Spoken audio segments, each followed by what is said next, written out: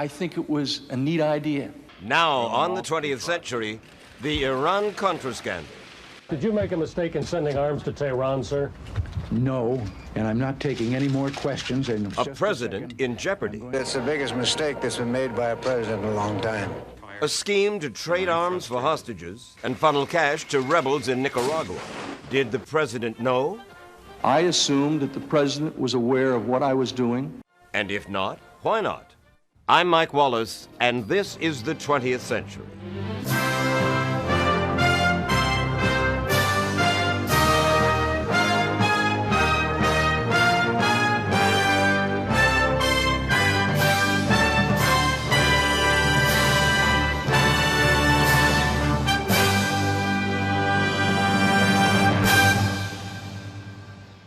In the early fall of 1986, Ronald Reagan was gliding serenely through the second term of his presidency, one of the most popular in American history. 2 years earlier, the hero of the conservative revolution had been reelected in a landslide of epic proportions. But all that was suddenly shattered in November of 1986 by a series of startling disclosures that rocked the Reagan White House to its foundations. A bombshell of a story at the White House today, 2 administration officials out, the revelation that the Iran arms deal helped funnel secret millions through Swiss banks to the Nicaraguan Contras. This may have been illegal. President Reagan says he was not informed, didn't know all that was going on. That revelation was the latest development in an elaborate White House scenario that had begun to unravel 3 weeks earlier. It had been revealed that the administration had been secretly selling arms to Iran, an avowed enemy, as part of an effort to free the U.S. hostages held in Lebanon. The deal was especially disturbing to his political friends because of Reagan's long-standing opposition to dealing with terrorists. If he did it, it's the biggest mistake that's been made by a president in a long time. At first, Reagan denied that the arms sale to Iran was linked to the release of American hostages. In spite of the wildly speculative and false stories about arms for hostages and alleged ransom payments, we did not trade weapons or anything else for hostages, nor will we. What's more, he also insisted that he knew nothing about the diversion of money to help right-wing rebels fight the elected government in Nicaragua. But many Washington observers suspected the president was not telling the truth. I think if Ronald Reagan can be shown to have deliberately lied on 2 or 3 central points, then he faces a crisis of his presidency. A crisis that would send shudders through a Washington still recovering from the Watergate crisis 12 years earlier. A crisis that had led to the resignation of then-President Richard Nixon. Many wondered if Ronald Reagan might be headed toward a similar downfall. My sense this morning was it's a new ball game, and the president senses he needs all the friends that he can get. The seeds of this scandal had been sown during an earlier hostage crisis, one that helped sweep Ronald Reagan into the White House in 1980. In 1979, followers of Iran's Ayatollah Khomeini seized 66 U.S. diplomats at the U.S. Embassy in Tehran. President Jimmy Carter struggled for the rest of his presidency to resolve that crisis. For his part, presidential candidate Ronald Reagan forcefully turned the crisis into a powerful campaign issue. I believe that this administration's foreign policy helped create the entire situation that made their kidnap possible. And I think the fact that they've been there that long is a humiliation and a disgrace to this country. As a result of such talk, Carter took all the heat for the crisis. But he was voted out of office before he could claim any credit for the hostages' release. I, Ronald Reagan, do solemnly swear. 41 minutes after Ronald Reagan was sworn in as this country's 40th president, the American hostages in Iran began their flight to freedom. In his toast, the new president made the announcement that his predecessor had so hoped to make. Some 30 minutes ago, the planes bearing our prisoners left Iranian airspace and are now free of Iran. But the fundamentalist radicals in the Middle East had learned from the episode that hostage-taking did work. The terrorist tactic that had helped drive Jimmy Carter out of office could also be used against his successor. And during Reagan's early years in the White House, other Americans were seized and held hostage by Islamic fundamentalists in Lebanon. Some disturbing news from the Middle East. An American diplomat was kidnapped in Beirut this morning. An American clergyman who has lived in Lebanon for 30 years was kidnapped by 3 men in Beirut today. The latest victim to be snatched was Terry Anderson, the senior Middle East correspondent for the Associated Press in Beirut. And as the hostage list grew, President Reagan let it be known how upset he was. I'm as frustrated as anyone. I've pounded a few walls myself when I'm alone about this. It is frustrating. Reagan could see these people, these Americans, who were held captive in these barbaric conditions, and he wanted to free them. And really, that was all that mattered to him. By June of 1985, the situation seemed to be getting worse. 7 American hostages were held captive, 6 of them recently captured by the Party of God, in Arabic, Hezbollah, a Shiite radical group. Western observers believed the Hezbollah terrorists were getting orders from the Ayatollah Khomeini himself. In public, the president hammered away at the terrorists just as he always had. We must not yield to the terrorist demands and invite more terrorism. We cannot reward their grisly deeds. We will not cave in. We make no concessions. We make no deals. Behind the scenes, though, it was a different story. Ronald Reagan tried over a dozen different initiatives to try to free American hostages. Ronald Reagan just couldn't conscience not doing everything in his power to get them freed. But none of those initiatives brought the hostages any closer to freedom. Then in the summer of 1985, in response to the president's growing frustration, National Security Advisor Robert McFarlane came up with a plan that he thought might work. As McFarlane saw it, the new initiative would not only lead to the release of the hostages, but it might improve future relations between Iran and the U.S. We became aware of the possibility of starting talks with people of authority and legitimate ability to represent Iran. And the president thought carefully about it, and after validating their bona fides, decided to go ahead. The centerpiece of the deal was the sale of arms to Iran through Israel. Such a deal, the Israelis suggested, would enhance the standing of so-called Iranian moderates, who could then use their influence in Lebanon to help gain the release of the hostages. It was opposition to terrorism which inspired the entire policy. Both Secretary of State George Schultz and Secretary of Defense Caspar Weinberger were opposed to any arms sales. But McFarlane convinced the president that the deal could lead to a significant diplomatic breakthrough. So the president agreed to give it a try. What he allowed himself to think was that we were engaged in an effort to change Iran.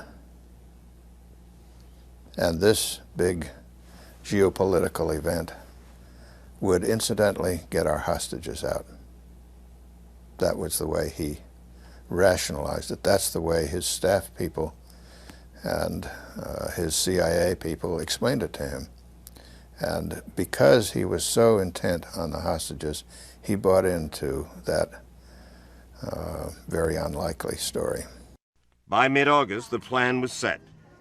Using Israel as a go-between, the weapons were shipped to Iran. The administration then expected the hostages to be released. Yet, after 2 shipments of more than 500 TOW anti-tank missiles in August and September of 1985, only 1 hostage came home. One of 7 Americans kidnapped in Beirut, the Reverend Benjamin Weir, has been released. The 61-year-old Presbyterian missionary had been held captive for more than 16 months. But Reverend Weir believes that his release may signal a last chance for freedom for the remaining Americans. I believe a new window of opportunity has been opened, at least a crack. I fear that opportunity may not last long. I urge that new efforts be made and that new and creative options be explored. President Reagan responded to criticism from the hostage families that he isn't doing enough. Well, unfortunately, we can't tell even the family all the things that we are doing, so we just have to take that criticism, but it is not just. Indeed, the Reagan administration was doing something to get those hostages home. In November, they approved a 3rd shipment of arms to Iran, this time of Hawk anti-aircraft missiles. But once the Hawks arrived, The Iranians claimed they were the wrong model and scrapped the whole deal. Net result? 3 arms shipments and only 1 hostage released. A meeting was called.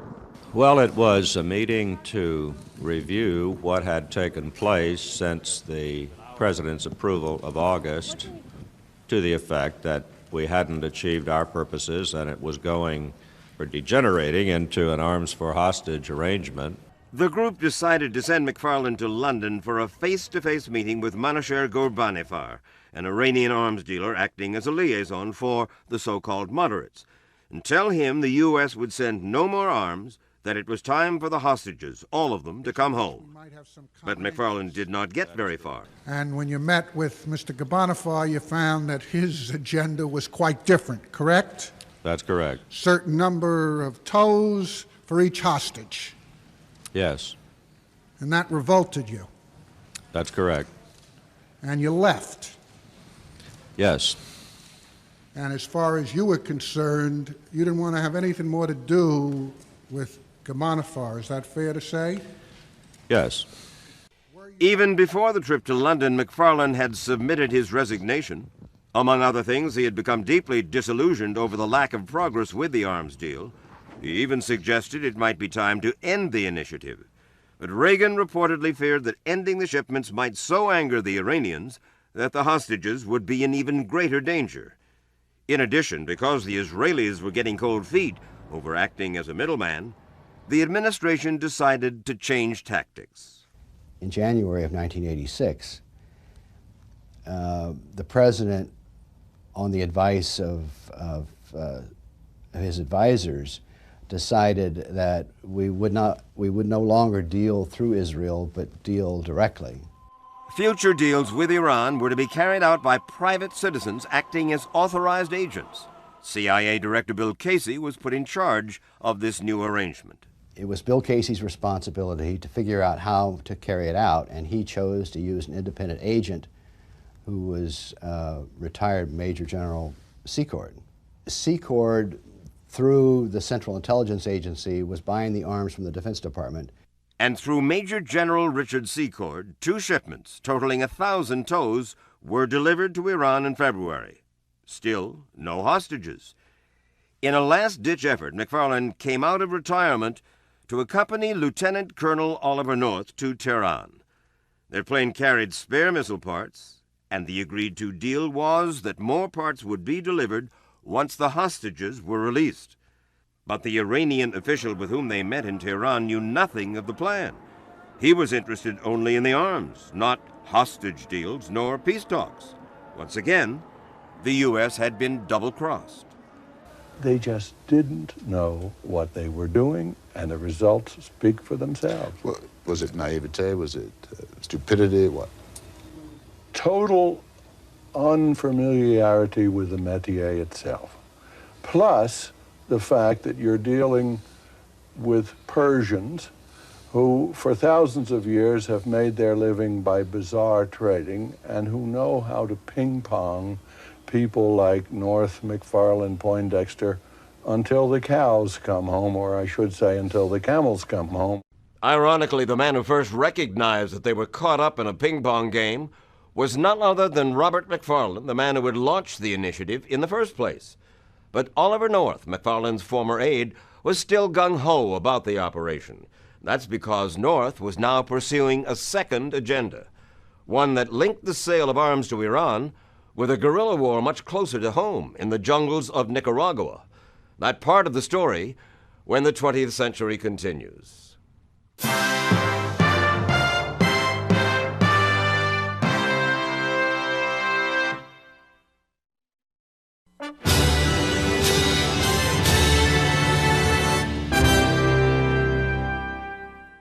Although the arms deal with Iran failed to achieve its primary objective, the release of the hostages in Lebanon, the covert operation did produce an unexpected profit.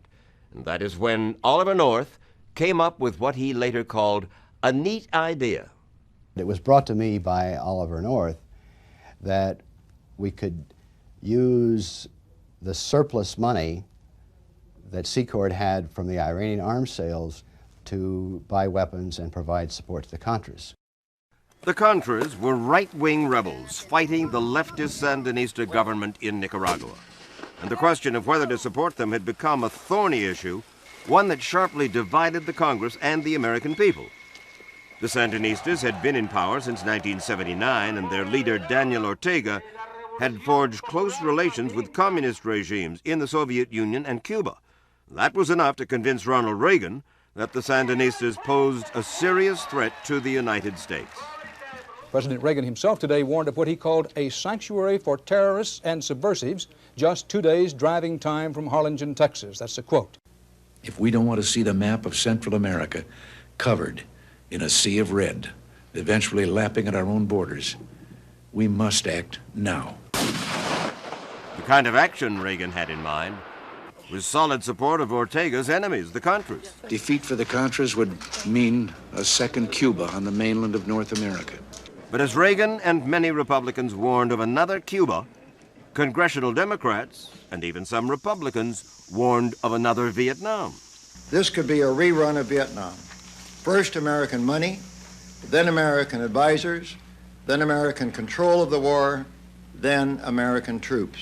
Here we are, once again, old men creating a monster for young men, young Americans to destroy. What didn't help the administration's cause was the discovery that the CIA had mined Nicaragua's harbors. Nicaraguan President Ortega called the covert action an undeclared war. And some congressmen, angry because they had not been informed, pinned the blame on CIA Director William Casey, who had a reputation for furtive and devious behavior. He's the type of person, unless you ask the right question, you don't get an answer. A Republican member of the Senate described him as a person who, if your coat was on fire, he wouldn't tell you unless you asked him.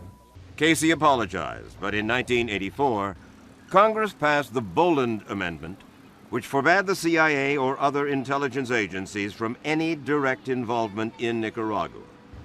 But the CIA director was loath to give up the battle, no matter what Congress said. William Casey was asked the question, what do you think Congress's role is when it comes to intelligence? Should it engage in accountability?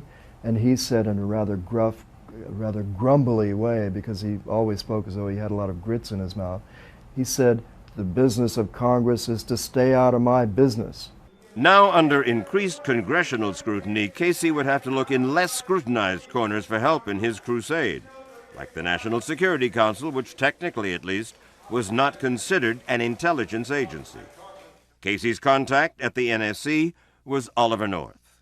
Ollie was one of the best staff officers I've ever had the opportunity to work with in terms of giving him a task, and he carried it out. North would have to find new sources of funding for the Contras from private citizens and organizations in the U.S. and from allies abroad. And to expedite the shipment of arms and money to the Contras, he would use the help of old friends like retired Air Force Major General Richard Secord, who was already helping to carry out the secret arms deals with Iran, and retired Army General John Singlaub. Let me put a thesis to you, General Singlaub. Private citizen Jack Singlaub has become Ronald Reagan's secret weapon to sidestep a Congress that will not permit him to act in the arenas where he believes that our security interests are at stake. True? True. You're sidestepping the Congress. You're, in effect, almost subverting the will of the Congress up to now. Well, that's true, but the foreign policy by our Constitution is to be made by the President, not by the Congress. The minimum that Jack Singlaub has been doing is, as an American citizen, personally been encouraging and assisting the waging of a war against a people with whom we are at peace. He acknowledges that. That's in violation of the law. That's in violation of the Neutrality Act. Further evidence that the Reagan administration was secretly supplying arms to the Nicaraguan Contras came in October of 1986. A plane crash in the jungle is raising new questions tonight about U.S. involvement in the war in Nicaragua. The Sandinista government says its troops shot down a plane carrying weapons for the Contra rebels and captured a man they describe as a U.S. military advisor. My name is Gene Hausenfuss. And where you're from? Marinette, Wisconsin. On the plane, the Nicaraguan government says, were 55 light machine guns, 50,000 rounds of ammunition, and assorted other military hardware. Nicaragua claims 3 others died in the crash, 2 of them Americans. The White House denied any involvement. The people involved were not from our military, not from any U.S. government agency, and CIA included. But Eugene Hassenfuss's own testimony indicated otherwise. You weren't a freedom fighter that President Reagan talks about? No, I'm not a freedom fighter. I'm not one of these soldiers of fortune or anything. I was another individual who was asked if they wanted to work for a job that you did before, and there was a chance to make money at it, and we did. Do you feel that the United States has an obligation to come to your rescue? No. I would like to say yes, but as an individual going out on my own, I would probably say no, but then being tied in with the company the way I was and them knowing what I was doing. The company being CIA? Yes. Then I believe I deserve a little bit of backing. Eugene Hassenfuss had good reason to expect backing. For found inside his plane were phone records and business cards and flight logs that revealed connections to the offices of Oliver North, General Secord, even Vice President George Bush. What's an American sitting at home to make of all this? He's going to make that our government is backing this 100%, and that's what I believe too. Maybe so, but the timing could not have been worse for the Reagan administration, because just as one secret operation was becoming exposed in Central America, the other covert initiative was beginning to unravel in the Middle East. Ironically, that unraveling began with the news of a hostage release. David Jacobson was taken through the war-ravaged streets of Beirut, across the Green Line to the Christian sector in the east, free after 17 months in captivity. But only one day after David Jacobson's release, the Lebanese magazine Al Shara reported the story of secret U.S. arms dealing in Iran.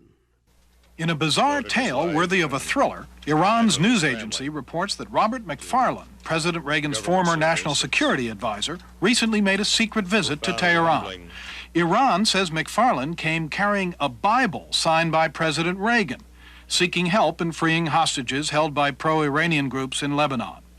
In response, the Iranians say they demanded spare parts for their U.S.-made weapons and an end to political and military support for Iraq in its war with Iran. That breaking story, the first shoe to drop, sent shockwaves through Washington and put the Reagan White House squarely on the defensive. But the worst was yet to come. The full impact of the scandal and the desperate struggle to control the damage when the 20th century returns.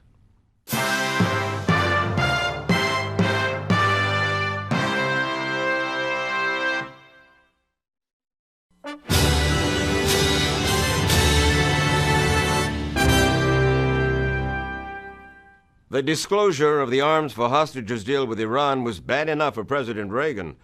But the next revelation, using cash from the deal to arm the Contras in Nicaragua, was far more disturbing because it might have been illegal, might have been sanctioned by the president himself, which would make it an impeachable offense. That is why the president moved quickly to distance himself from the scandal. Although not directly involved, Vice Admiral John Poindexter has asked to be relieved of his assignment as Assistant to the President for National Security Affairs and to return to another assignment in the Navy.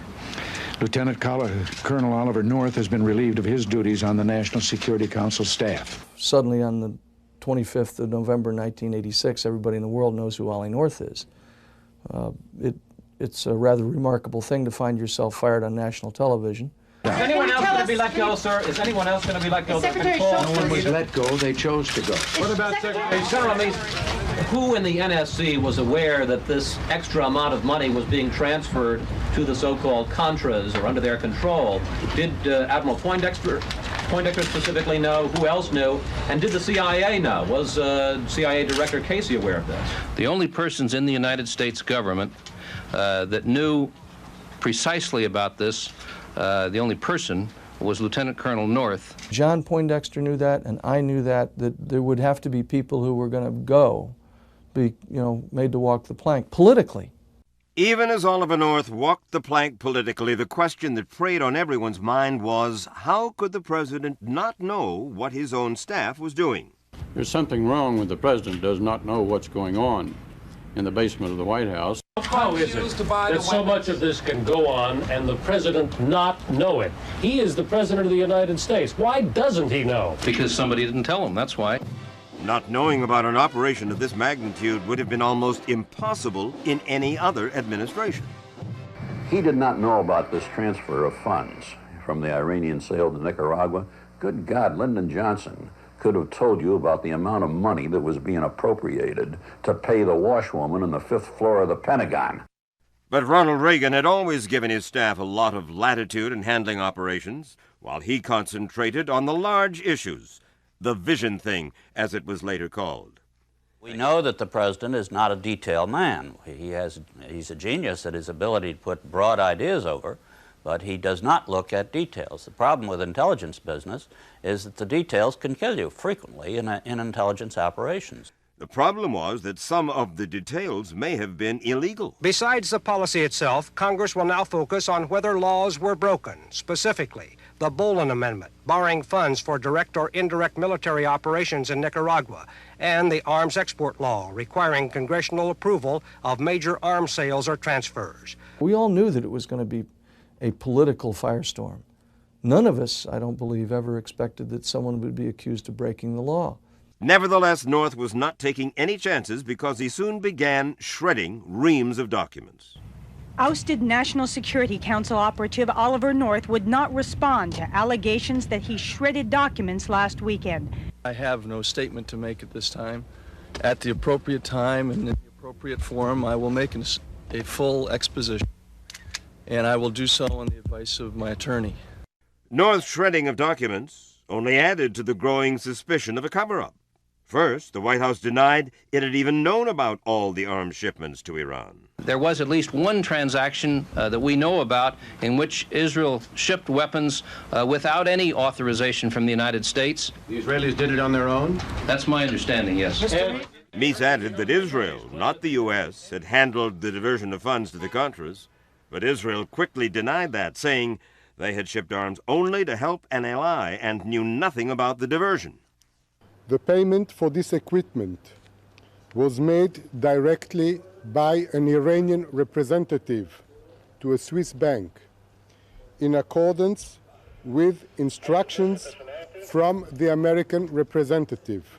Under pressure, the Justice Department called for an independent investigation into possible criminal violations, with Special Prosecutor Lawrence Walsh at the helm.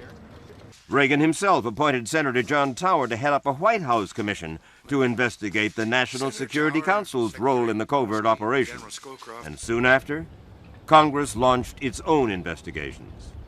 Word tonight that both the House and Senate will have special committees to investigate the arms for the Ayatollah, cash for the Contras, wheeling and dealing. But before publicly televised special committee hearings could begin, both the House and Senate conducted closed-door preliminary investigations. One of the first to be called was CIA Director Bill Casey, who lived up to his reputation for irascible stonewalling. Did the CIA do anything wrong? No, of course not. That's a hell of a question to ask me. Further questioning was derailed by news that Casey had a malignant brain tumor. 73-year-old William Casey, who was under political siege on Capitol Hill and was scheduled to be grilled in another appearance tomorrow about what he and the CIA knew about the Iran arms Nicaraguan Contra connection, is in Georgetown University Hospital tonight after suffering 2 seizures today, the first at his CIA office and the second at the hospital. Also under siege and with health problems of his own was Robert McFarlane, the man who had been in charge of the arms sales to Iran. He had grown despondent over the pivotal role he'd played in the scandal, as he recalled when I interviewed him in 1994. You were simply convinced that you were convinced there was nothing good in you and nothing good in your future.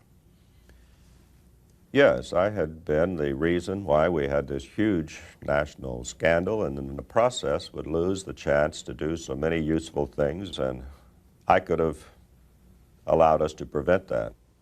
His mental depression had become so acute that in February of 1987, he had attempted suicide.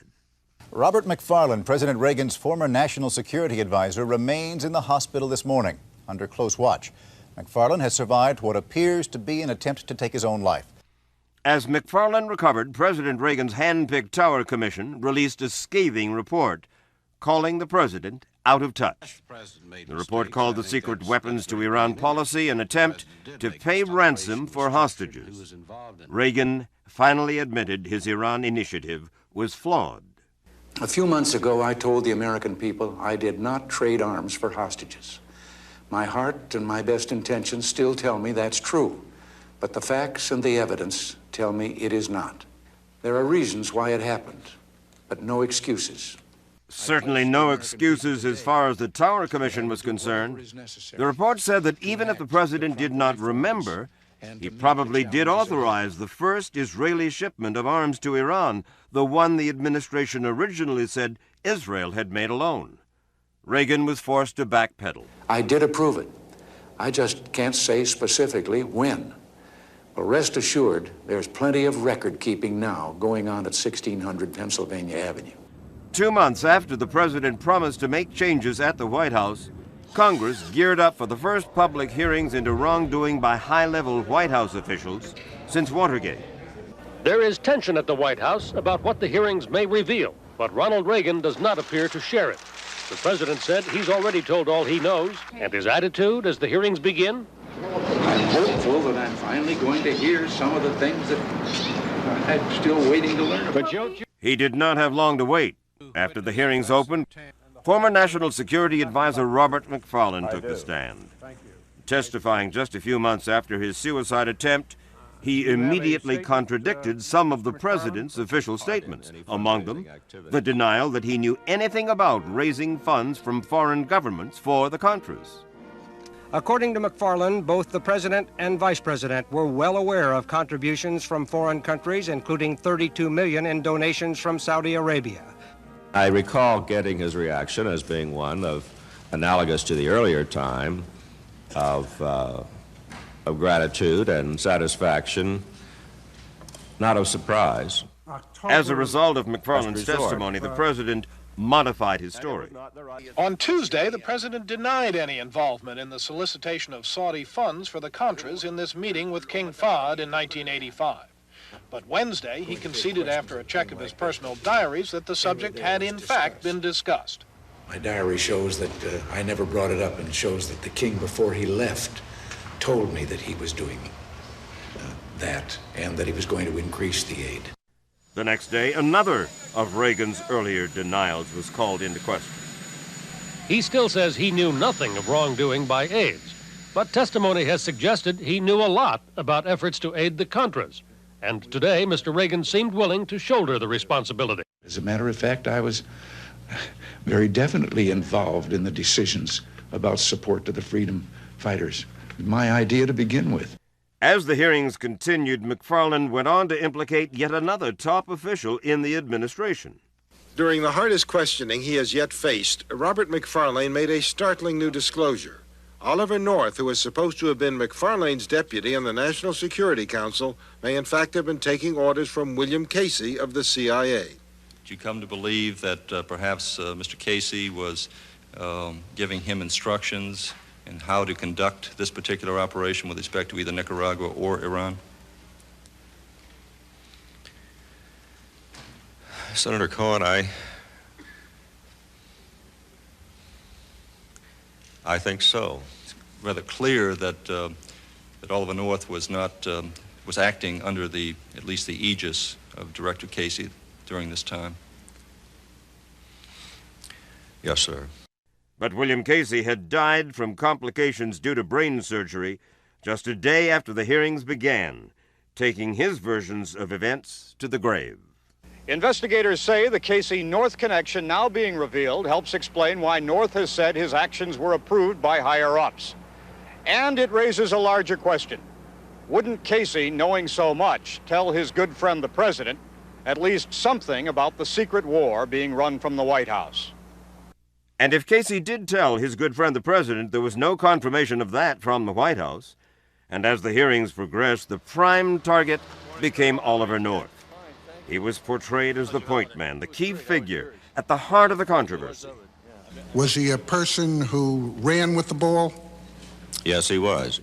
Did you discuss this with the Secretary of State? No, sir. Only with Colonel North. The note that I have in my notebook says, "Monitor Ollie."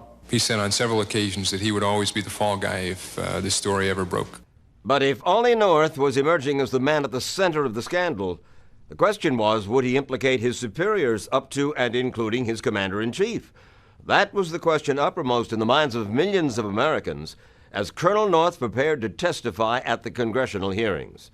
His version of the Iran-Contra scandal when the 20th century continues.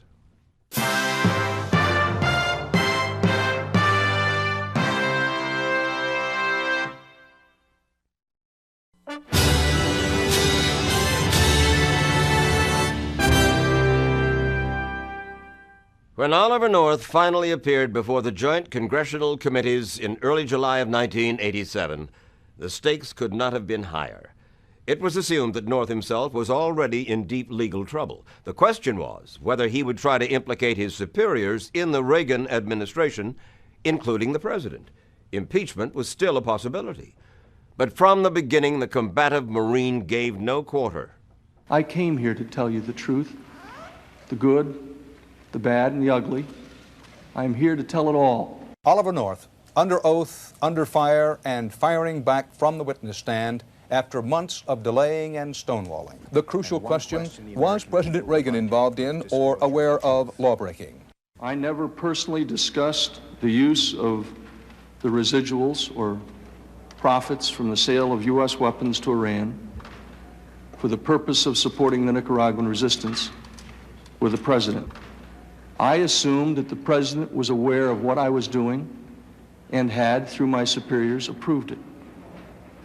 I sought approval of my superiors for every one of my actions. That's why North bristled at the notion that he had been acting alone. I realize there's a lot of folks around that think there's a loose cannon on the gun deck estate at the NSC. That wasn't what I heard while I worked there. I've only heard it since I left. People used to walk up to me and tell me what a great job I was doing. You walk into that hearing room, and there on the raised dais up there are all the Roman emperors. And there in the pit below them are all the TV cameras and those motor-driven cameras where you push the button and it shoots 60 frames every time you pick your nose. They were all there. And behind us, over 100 reporters on those tables back behind us, and way in the back of the room, 8 or 9 seats for the American people in whose name all this is being done. Dressed in his Marine Corps uniform with medals emblazoned across his chest, North told the Congress he had only acted as a good soldier carrying out orders. I don't believe that anything I did while I was at the NSC was a violation of law, nor do I believe that anything we did while I was at the NSC was a violation of law. I didn't believe it then. I don't believe it now. If I'd believed it then, To back up that assertion, North testified that his covert activities in Nicaragua had the full support of CIA Director William Casey. According to North, Bill Casey was in on the deal every step of the way. Director Casey had specific and detailed knowledge because I briefed him frequently in detail. North testified that Casey was the one who authorized the diversion of funds to the Contras at the very start. Director Casey used several words to describe how he felt about it, all of which were effusive. He referred to it as the ultimate irony, the ultimate covert operation kind of thing. Committee investigators have long suspected that Casey was the mastermind of the entire affair, turning the National Security Council into a mini CIA under his personal direction. North seemed to corroborate that today. He told me specifically, get rid of things, get rid of that book, because that book has in it the names of everybody, the addresses of everybody. Just get rid of it and clean things up. And I did so. North also said he had the distinct impression that Casey and others were counting on him to take the fall should their secret operations be exposed. I do honestly believe that they expected that Ollie would go quietly, and Ollie intended to do so right up until the day that somebody decided to start a criminal prosecution. Not only did North refuse to take the fall alone, he also defiantly defended his actions. I don't think it was wrong. I think it was a neat idea. And he blamed Congress for the mess in Nicaragua. Plain and simple, the Congress is to blame because of the fickle, vacillating, unpredictable, on-again, off-again policy toward the Nicaraguan democratic resistance, the so-called Contras. I was adamant that I was not going to just sit there and take it from a bunch of people who had opposed this president's efforts to keep America out of a war in Central America, who had opposed this president's efforts to bring the evil empire down, who had opposed what we had tried to do in terms of protecting the vital interests of this nation. Some congressmen were outraged by North's contention that they were somehow unpatriotic. It is possible for an American to disagree with you on aid to the Contras and still love God and still love this country just as much as you do. But North's defiant talk worked to his advantage, especially in the court of public opinion. President Reagan announced through a spokesperson that he wasn't watching the hearings, but millions of other Americans were, and by the time that Oliver North returned to the witness stand for a second day of testimony, he had become an overnight media star. The lines start forming at dawn to get in the hearing, many of them coming just for a glimpse of the Marine who arrives in a presidential-style motorcade. The cops already call it the Ollie-cade. Let's face it, love him or hate him, the man's become an instant celebrity. I'm pulling for Ollie. He's precious in that uniform. I think it's a witch hunt. I think that Ollie North is a real hero. It's not quite Ollie mania yet, but there's already street theater. The T-shirt business is thriving. Ronald Reagan says he's not watching, but everyone else in the Capitol seems to be. North walked in his Marine Corps uniform and looked at those 8 senators and 11 congressmen and 180 staff members, all of whom were talking about how Oliver North was going to be toast when they finished with him. And 5 days later, he left them for dead. He managed to convince the committee, and he managed to convince a great number of Americans that he was simply part of a chain of command, and he was down the chain of command so that naturally the orders were given higher. But even after North's testimony, the question remained, did the president know about the diversion? It was left to former NSC Director John Poindexter to answer it. You know, the buck stops here with me. Poindexter said he deliberately did not tell President Reagan about the diversion of Iran arms money to the Contras. I made the decision, but I did not want him to be associated with the decision. The president watched the hearings this time, and White House reaction focused hard on the good news, that Poindexter said Mr. Reagan didn't know specifics about the money diversion. I made the decision. I felt that I had the authority to do it. Within minutes after that admission, the first puff of smoke came from Poindexter's pipe, and you could almost hear the first sighs of relief from many members of the committee. Because that meant there would be no grounds even to consider impeachment proceedings against President Reagan. As the president and his staff see it, the only real issue hanging over Mr. Reagan's head was whether he knew about the diversion of funds to the Contras. So with today's testimony from Admiral Poindexter, the White House would like to believe that the question has been settled. These hearings stand recessed. The hearings ended in early August 1987 after 40 days and 250 hours of testimony. Several days later, Ronald Reagan made a public apology for a policy that went astray. The buck does not stop with Admiral Poindexter, as he stated in his testimony. It stops with me. I am the one who is ultimately accountable to the American people. Nevertheless, Ronald Reagan survived the Iran-Contra scandal, and he left office with high approval ratings. Reagan was such a unique figure, really, in the history of this country, who enjoyed such an enormous reservoir of goodwill. The country clearly didn't have the stomach for another round of impeachment hearings, and he was so popular, he was able to draw upon that goodwill to largely stay out of harm's way. But the Iran-Contra affair did have consequences, some of them more ironic than criminal. Some final thoughts about that when the 20th century concludes.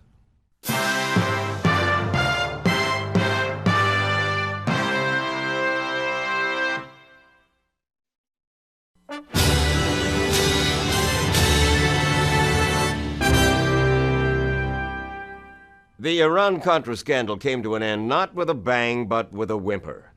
Thanks to a combination of congressional immunities and presidential pardons, no high-ranking officials went to prison for their role in the affair. And over time, the two goals of Iran-Contra were accomplished, but without any help from Washington. The Sandinistas did fall from power in Nicaragua in free elections in 1990. As for the American hostages in Lebanon, all of them were released by the end of 1991, with scant evidence that the arms deal 6 years earlier had in any way helped secure their freedom. In fact, the most enduring beneficiary of the complex operation was the man who ran it, Oliver North. An obscure Marine colonel when it all began, North would go on to write a best-selling autobiography and serve as host of a popular radio talk show. And in 1994, he came within a whisker of winning a U.S. Senate seat from Virginia. In short, North's career serves to remind all of us that Washington scandals can, at times, produce the most unlikely heroes. I'm Mike Wallace, and this is the 20th Century.